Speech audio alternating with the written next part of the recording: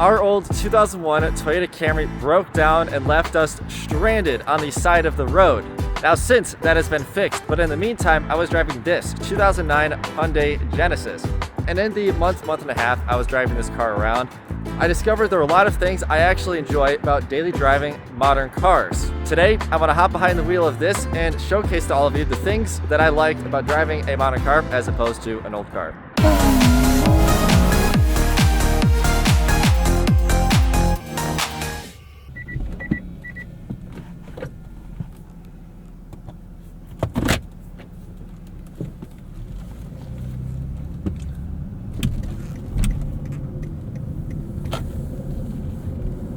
Okay, things I enjoy about driving more modern cars as opposed to old cars. So let me start with how I came into possession of this car and what my relation is to it.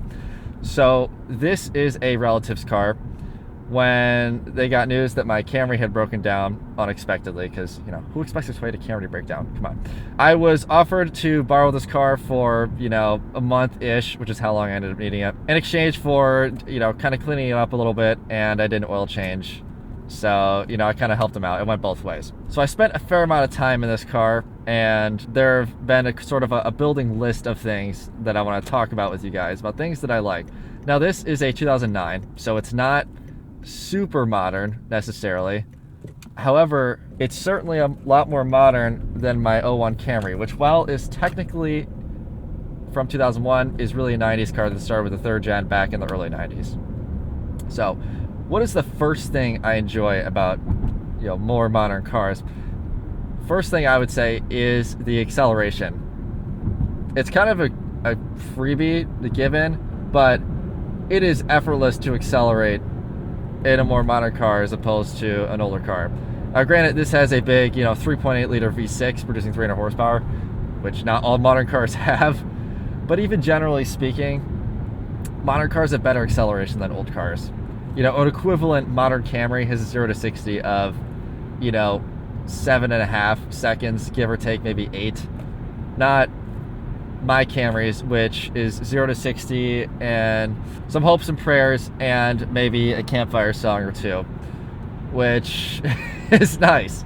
It's nice to not have to think about speed, because even in my Toyota Camry, ignore the 0 to 60, if I want to pass somebody in the freeway, I have to plan my pass. You know, it's got 141 horsepower and a 4-cylinder engine. It is not a lot. 4-speed automatic. Ugh. The thing is a dog. I love the car, but it is a dog. Something like this, I want to make a lane change, you know, I want to speed up ahead of traffic. I just kind of start changing lanes. I put my foot down a little harder, and I've already gained 10 miles an hour in the time it took me to change a couple of lanes, right? In my Camry, not the case. It's an effort. You got to think about it. You got to use your brain, do some math calculations in your head, and figure out, okay, if I need to go this far back to it, yeah, you don't do any of that in this car. You don't think about it. It just happens, and it's great. I love that. Not all modern cars are like that. I've driven my parents' Hyundai Santa Fe, which has a small engine and a big car, but even that, it has an 8-speed transmission. It feels quicker than my Camry. It's 12 seconds 0 to 60 was just normal for cars 30 years ago. And that's not the reality anymore. Thank God. So the speed, acceleration, that's a freebie, that's a given. Second thing I'd like to touch on are general quality of life features that you don't think about that you get in a more modern car as opposed to an older car. Things like, I don't know, keyless entry, right? I think that's what they call it. It's where you go up to the door, you hit the button, and then it unlocks the doors. This is how you know I don't drive modern cars. I think that's keyless entry. I'm pretty sure it's what it's called, but I don't know that for sure. Keyless entry, right? Simple feature, all modern cars basically have it, but, you know, back when my Camry was being produced, you know, early 2000s, 90s, whatever, that was unheard of. That was not a thing, right? Now, there's some features that did exist back then that still exist in modern cars, like heated seats. Okay, that's a given. Granted, my Camry doesn't have it, and even now, I feel like most modern cars kind of come with heated seats, or it's a pretty inexpensive option, where it used to be with heated seats. You kind of had to get upper level trim, and it was pretty expensive. It was kind of a big deal to have heated seats 30 years ago. Now it's like most cars kind of have it, or it was not that expensive of an option to get.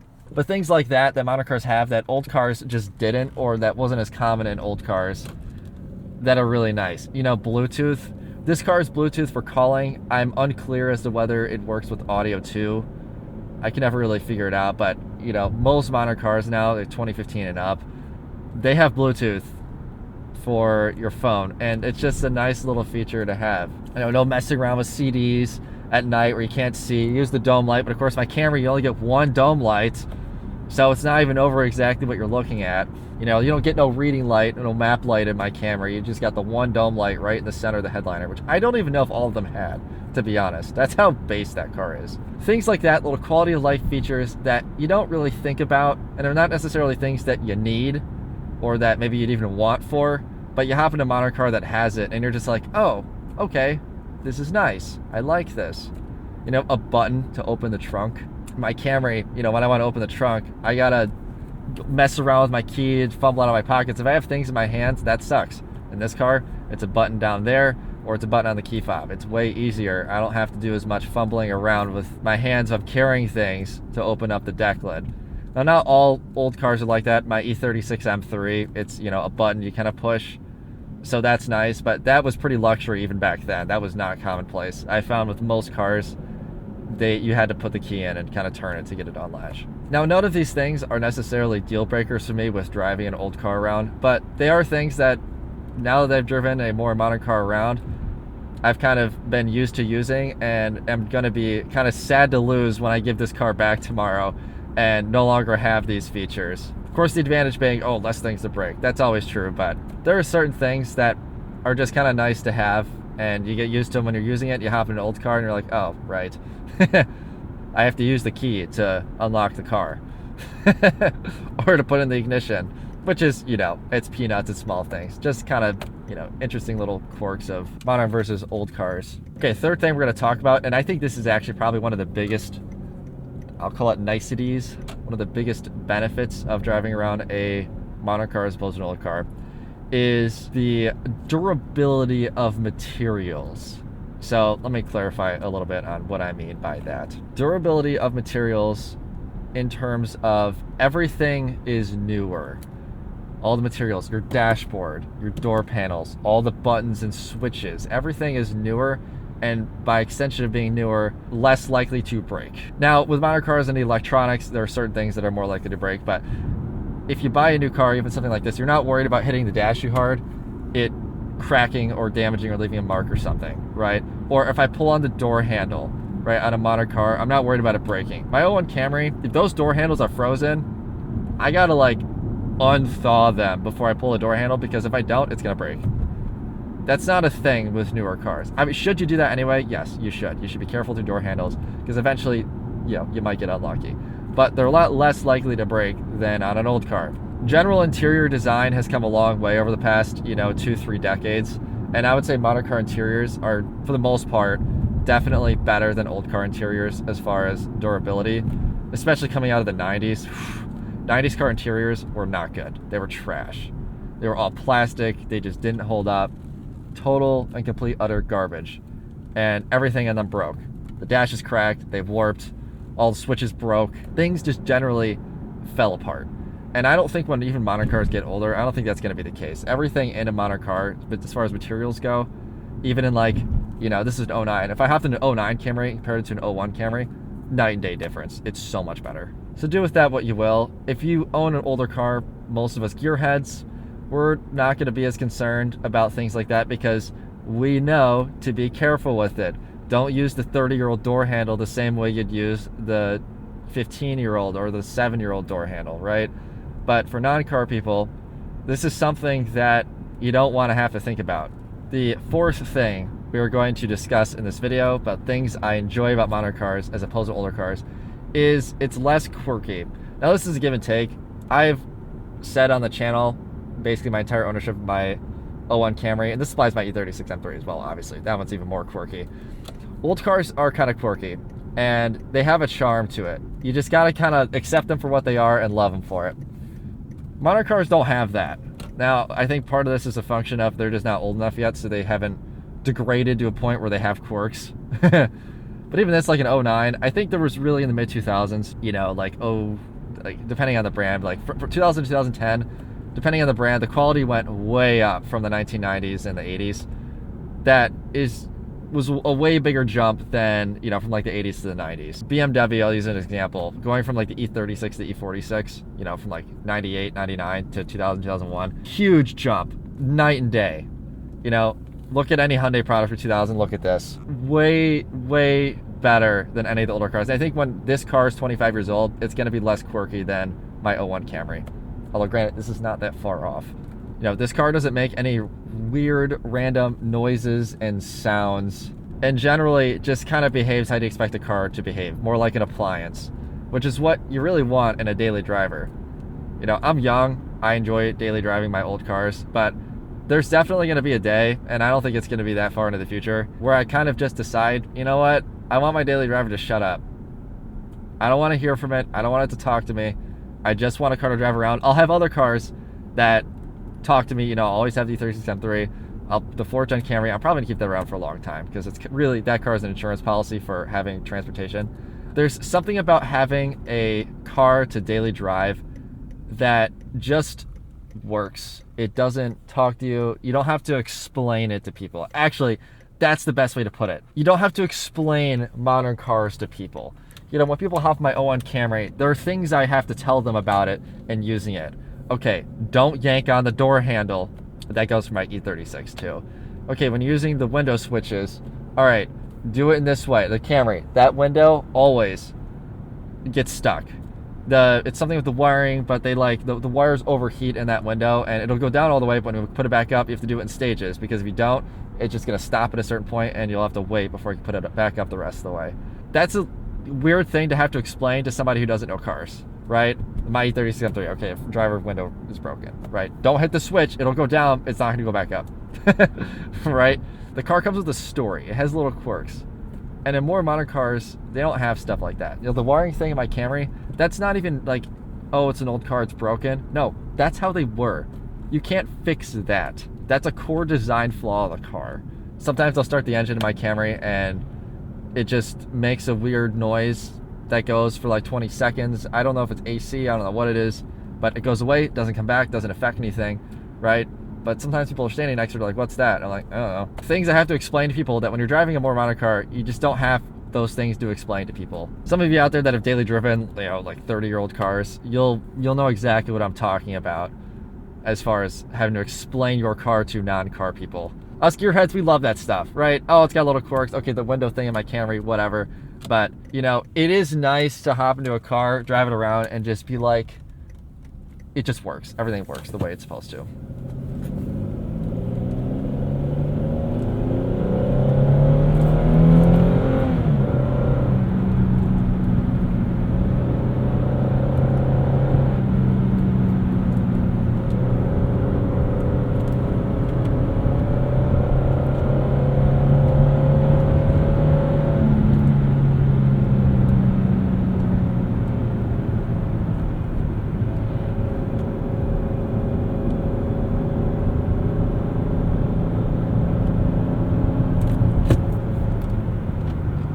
I think we've hit the nail on the head there as far as that fourth reason. New cars have less quirks, and it's nice to not have to explain your new car and explain things about it to other people when they hop into it. Now, the fifth and final reason we're going to discuss, things I like about daily driving a more modern car, is the likelihood of things breaking is considerably less than on an older car. This car here is kind of in the sweet spot of car depreciation.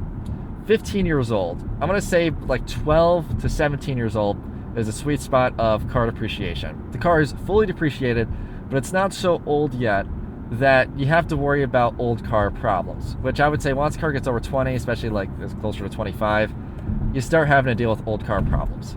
Now, what are old car problems? A lot of parts breaking on a time basis, not a mileage basis. So things like alternators or fuel pumps that usually go out with mileage, but also time. And the time interval on those things for a lot of cars, I find, is kind of that 20-year mark. That's the magic number, 20 to 25, when things kind of just start breaking. Doesn't matter how many miles the car has, just off of an age basis, they're going to need to be replaced. On my Camry, my '01 Camry, the fuel pump, alternator, both original. Those are ticking time bombs. Eventually, I'm either going to replace it preventatively, or they're going to strand me. And then I'll fix them, and then it'll be fine. But because that car's so old, I have to think about those things, and I have to pay attention to things like that, so I know when they start to fail, I'm on it immediately, so I don't get stranded. Another part that comes to mind is like a starter motor. Starters tend to last a long time, but 20 years, that is a long time for a car. It doesn't matter how many miles it has. Eventually, the solenoids and the starters, like, they're just gonna go bad. When you have a modern car, these aren't things you really need to worry about. The likelihood of you getting stranded by just some random miscellaneous issue that can just happen to any car is a lot lower. The odds of that happening are a lot lower because the car's newer and there's less miles, less age, wear and tear on a lot of the parts in the cars. Miles is one form of wear on a car, but I really think age is a bigger wear item than miles are in a lot of cases for a lot of parts. A great example of this, there's a lot of BMW M3s and M4s, the F series, like F80 and F82, I want to say the M4 is, that have over 200,000 miles on them.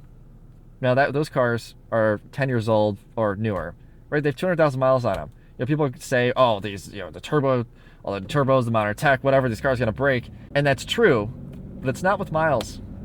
It's with age. And when you get cars that are older, you start running into a lot of those things, and the maintenance throughout the car's life starts to catch up to the car. I.e., if the car wasn't maintained throughout its whole life, when it gets older, everything's just gonna fall apart. Whereas with the modern cars can kind of take abuse and neglect a lot better before they're old, and then the effects of said neglect start to become present. Now, if you have a well taken care of old car and you do the maintenance, then it's not really that big of a deal.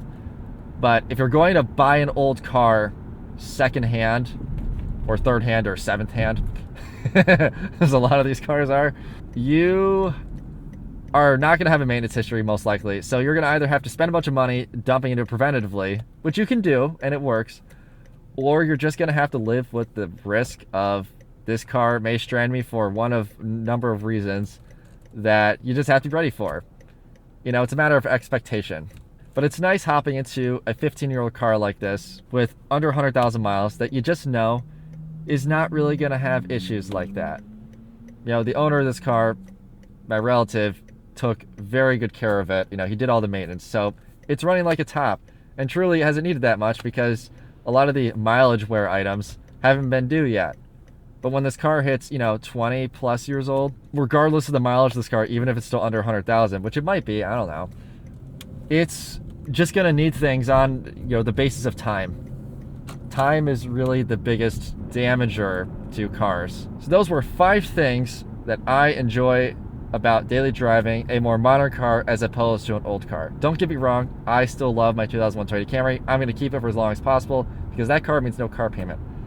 But there are things about modern cars that are better than it, that I enjoy about modern cars that I don't necessarily enjoy about my Toyota Camry. And my E36 M3, which I also daily drove for a couple of years. And honestly, that is like old car problems on steroids because it's an aging luxury car.